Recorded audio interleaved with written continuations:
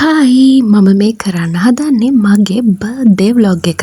ඉතින් මේ දෙසැම්බර් 30 වෙනිදා මම ගියා නිව් ඉයර් එකටයි බර්ත්ඩේ එකටයි හරියන්න මගේ හෙයා කට් එක කරගන්න. මම ගියේ සැලොන් සින්ඩරෙල්ලා එකට. ඒ අක්කා මට ලස්සනට මගේ හෙයා කට් එකයි අයිබ්‍රවුස් දෙකයි හදලා දුන්නා.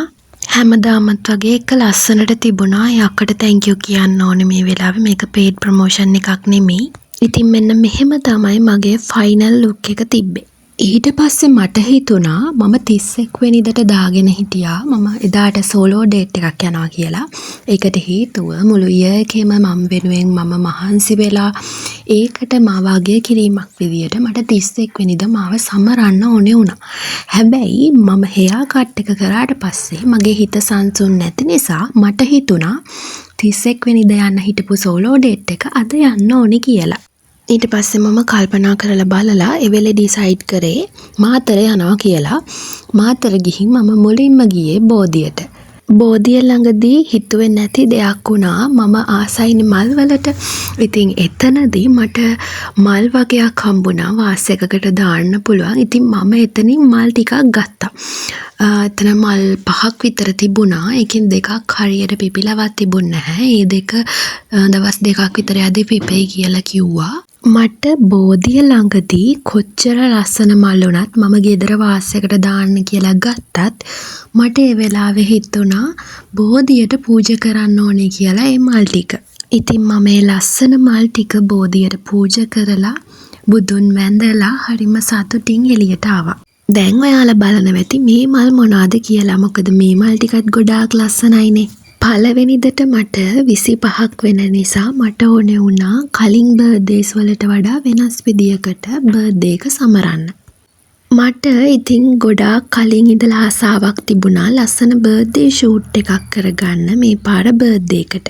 මගේ ඔළුවේ මුලින් තිබ්බේ මෙන්න මේ ෆොටෝ එකේ පේන ෆ්ලවර් බන්ච් එකයි කේක් එකයි ෂූට් එකට ගන්නවා කියලා. ඊට පස්සේ විෂන් බෝඩ් එක හදද්දී මගේ අදහස සම්පූර්ණයෙන්ම වෙනස් වුණා. Pinterest එකෙන් දැකපු ලස්සන රූපයක් නිසා මට හිතුණා ඒ විදියට ෂූට් එක කරන්න ඕනේ කියලා. දැන් ඔයාලට ඒකේ ෆොටෝ එක තමයි මේ පේන්නේ. මට ඒ වාස් එකේ තිබුණා වගේම මට ඕන කලර් එකකින් මල් ගන්න පුළුවන් උනේ සරසි ෆ්ලෝරා නිසා. ඉතින් සරසි ෆ්ලෝරා එකටත් මේ වෙලාවේ thank you කියනවා. ඒගොල්ලෝ මට මේ මල් ටික පොඩි වෙන්නේ නැති වෙන්න ගෙනියන්න පහසුවට හදලා දුන්නා. ඉතින් එයාලගේ කස්ටමර් සර්විස් එක ගොඩාක් හොඳයි. ඔයාලටත් මල් ඕනේ නම් එතනින් ගන්න. පේඩ් ප්‍රොමෝෂන් එකක් නෙවෙයි. මාතරාවට ෆ්‍රෙෂ් ෆ්ලවර්ස් ඕනේ කෙනෙක් ඉන්නවා නම් රෙකමන්ඩ් කරන්න පුළුවන් සරසි ෆ්ලෝරා එක. ඉතින් ෆ්ලවර්ස් ටිකත් අරගෙන මට ඕනේ උනේ බීච් එකට යන්න. මොකද මට ටිකක් නිදහසේ ඉන්න ඕනේ නිසා මම කන්න පොඩි දෙයක්ත් අරගෙන බීච් එකට යන ලෑස්ති වෙද්දි මට මගදී යාළුවෙක්ව හම්බුණා. එයා කිව්වා අලුත් ෂොප් එකක් තියෙනවා ග්ලැසි ෆැෂන් කියලා. අපි ඒකට ගිහින් බලමුද මෙහෙම හොඳ තැනක් කියලා. ඉතින් මං එතනටත් ගිහිල්ලා යාළුවත් එක්ක shopping කරද්දී දන්නේම නැතුව වෙලාව ගියා. එදා එහෙම යාළුවා හම්බුණා වුණත් මට කොහොම හරි එදා දවසේ නිදහසේ ගත කරන්න අවස්ථාව හම්බ වුණා කියලා මම හිතනවා. 30 වෙනිදා මේ විදියට දවස ගෙවුණා. ඊට පස්සේ 31 වෙනිදා මම මගේ බර්ත්ඩේ කේක් එක හදන්න පටන් ගත්තා. 31 වෙනිදා මම ගෙදර දවල් වෙනකම්ම හිටියේ නැහැ. ටවුන් එකට ගිහින් හිටියේ බඩු වගේක් ගේන්න. ඉතින් මම මේ කේක් එක හදන්න පටන් ගත්තේ හවස් වරුවේ. 6ට විතර වගේ තමයි මම කේක් හදන්න පටන් ගත්තේ. මම ඔයාලට වීඩියෝ එක මුලදී කිව්වනේ ෆ්ලවර් බොකේ එකකුයි කේක් එකකුයි ගැන. මම මේ දෙක ඕඩර් කරන්නනේ හිතාගෙන හිටියේ.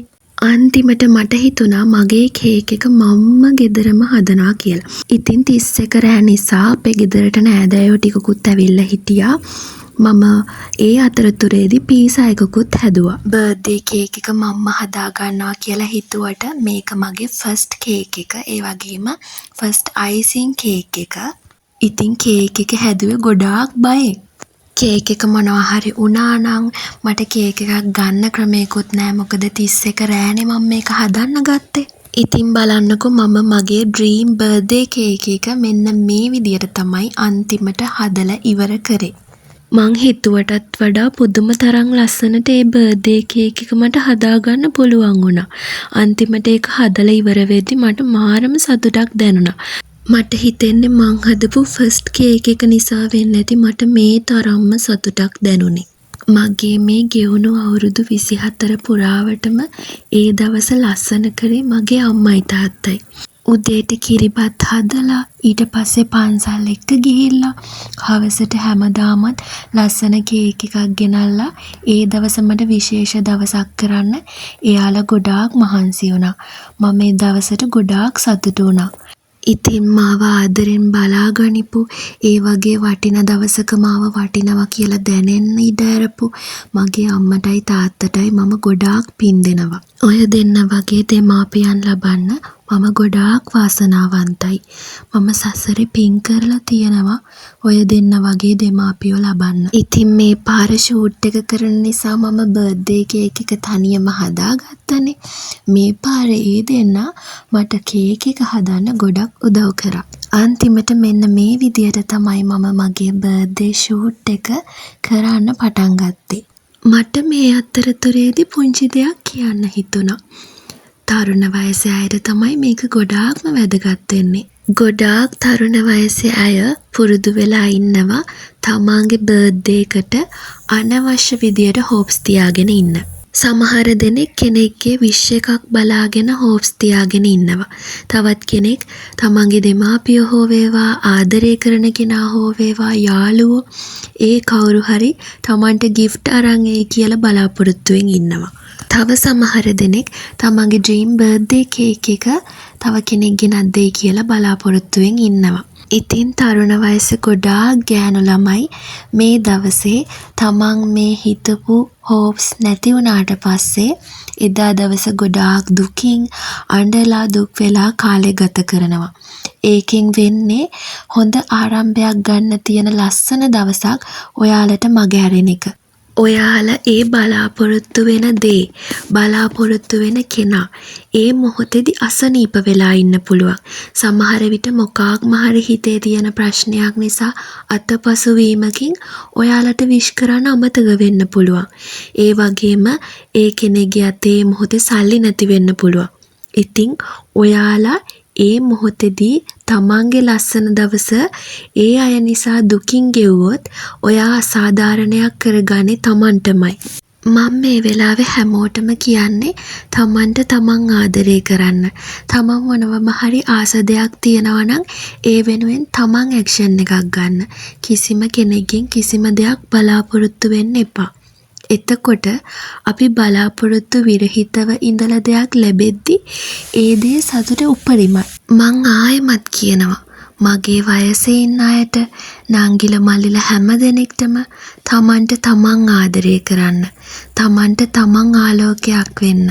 එහෙම වුණාම තමන්ට තමන්වම සතුටු කරන ගමන් වටේ ඉන්න තමන්ගේ ආදරණීයන්ව ආදරයෙන් සතුටින් පුරවන්න ශක්තිය ලැබෙනවා. කිසි කෙනෙක්ගෙන් බලාපොරොත්තු නොවි මම මට ආදරය කරපු නිසා මගේ විෂන් බෝඩ් එකේ තිබුණු ඒ ලස්සන බර්ත්ඩේ ෂූට් එක රියැලිටි එකක් කරගන්න මට පුළුවන් වුණා.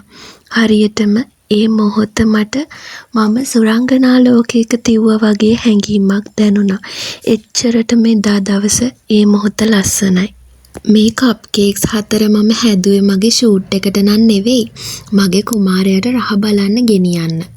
මොකද මං හදන පළවෙනි කේක් එකේ රස එයාටත් බලන්න ඉඩක් හදලා දෙන්න ඕනේනේ. ඉතින් බර්ත්ඩේ කේක් එක කපන්නේ හවසට නිසා ඒ ෆ්ලේවර් එකකින් එයාට කප් කේක්ස් 4ක් හදාගෙන ගියා. ඉතින් මේ විදියට ලස්සනට බොක්ස් එකක දාලා රෝස මලක් තියලා මම එයාට ඒක ලස්සනට හදාගෙන ගියා.